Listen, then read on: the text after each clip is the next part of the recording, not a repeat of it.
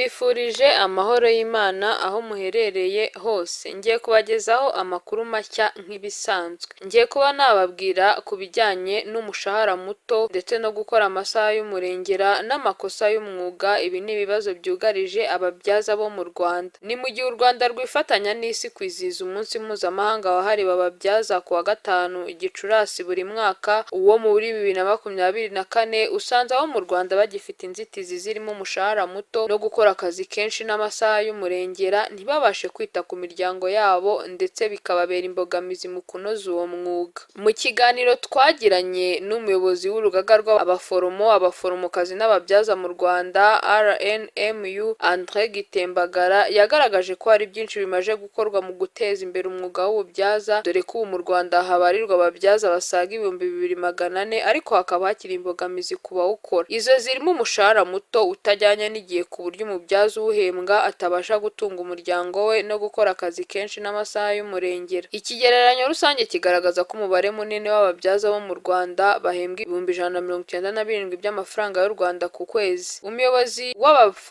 abaforomokazi n'ababyaza André Gitembagara akomoza ku kuba ababyaza n'abandi bakozi bo kwa muganga muri rusange baheruka kongererwa umushahara mu mwaka wa 2016, kandi kuva icyo gihe hakaba harabaye impinduka nyinshi. Uyu yabivuze mu magambo agira ati: imibereho yo ntabwo imeze neza. Umubyaza kimwe n'abandi bakozi bo kwa muganga baheruka kubona umushahara mushya mu mwaka wa 2016, urumva ubu turi muri 2024. Urebye ko ifaranga ryataye agaciro, ukareba niba umubyaza yarahembwaga 190 by'amafaranga y'u Rwanda nk'urugero, cyangwa 200 by'amafaranga y'u Rwanda, benshi muri bo bahembwa 197 by'amafaranga y'u Rwanda. COVID-19 ubwayo yasize ibintu bihenze, mbese isoko rihindutse, hakubitaho izi ntambara zigenda ziba hirya no hino, byose byagiye bizamura ibiciro ku masoko. Rero usanga ugendeye ku kazi dukora, ibi bigakomokaho rero bitaboneka. Ibi kandi ni ibishimangirwa na Ndiziramiye Inyange Kate, akaba umubyaza mu bitaro bya Masaka, ukomoza ku kuba yaba umushahara muto umubyaza ahembwa ndetse n'amasaha y'umurengera akora bitabasha guhura n'inshingano zindi aba afite zo kwita ku muryango. Nawe yabivuze mu magambo agira ati: icya mbere tugira ikibazo cy'amasaha ubona ko arenze igihe, dukora amasaha menshi ku buryo hari aho ugera ukabona ko umubyaza ananiwe pe. Ubu ijoro risigaye rigira amasaha bara nka 15, umuntu akaza agahera saa 11 akagejeje ejo saa 2 agihagaze. Ni ibintu bikomeye pe. Ku bijyanye no kuba ababyaza bakiri bake mu Rwanda, Minisitiri w'Ubuzima Dr Sabin Nsanzimana aheruka gutangaza ko nibura abagore 14 babyara buri joro baba bashobora kwitabwaho n'ababyaza 2 gusa, ariko hakaba hariho gahunda y'uko leta mu mwaka wa 2028 abakozi bo mu rwego rw'ubuzima harimo n'ababyaza bazaba barikubye 4. Umuyobozi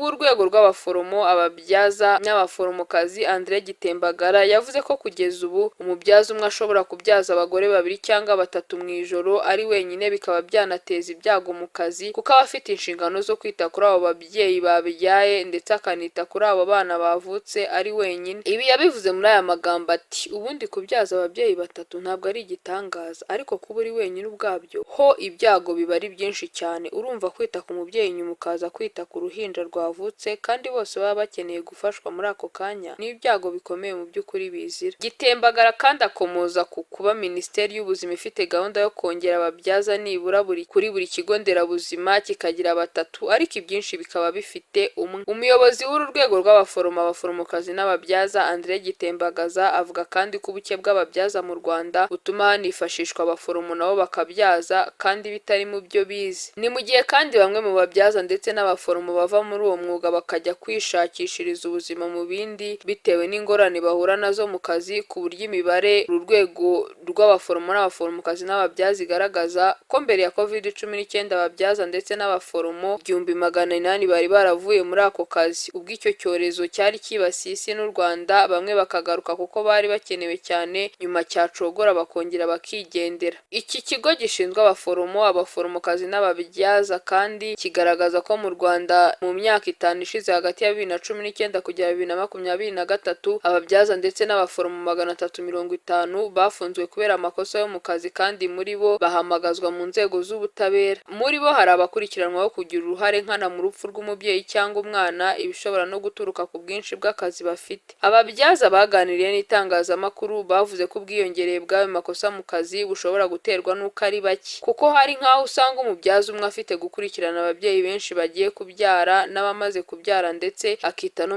ku mpinja zavutse, ku buryo mu gihe ari gukurikirana umwe usanga undi agize ikibazo. Andre Gitembagara yakomoje ku kuba nubwo leta itemerera ko ababyaza bo mu Rwanda kuba bajya gukorera mu mahanga kuko n'imbere mu gihugu bakiri bake, bitabuza bamwe kujya mu gukorera mu bihugu byateye imbere nka Canada kuko nabyo bibakeneye cyane kandi bikaba biri gutwara benshi muri Afurika bikabahemba neza. Yabivuze muri aya magambo ati barahari, twigeze kugira na sosiyete zigera kuri 5, ebyiri zo mu Bwongereza n'indi imwe yo muri Canada zaje mu Rwanda kubashaka ngo zibahe akazi, ariko tubiganiraho na Minisiteri y'Ubuzima twumvikana ko tugomba kubikumira. Uramutse urekuye ababyaza 2400 bakagenda, aba bose bari munsi y'imyaka 55 wabona bose birukanse, yewe n'abari hejuru bagenda. Turabikumira, ariko hari abagenda ku giti cy'umuntu baragenda rwose, yabona uburyo bwo kugenda agahita agumayo. Usibye no kujya gukorera mu mahanga, uru rwego rushinzwe abaforomokazi n'ababyaza bigaragaza ko ababyaza bari imbere mu gihugu usanga bashaka cyane kujya gukora mu bitaro n'amavuriro byigenga ugereranyije no kuba baguma nko mu bigo nderabuzima kuko aribyo bibaha amafaranga menshi. Ku byo kongera umushahara, Minisitiri w'Ubuzima Dr Sabin Nsanzimana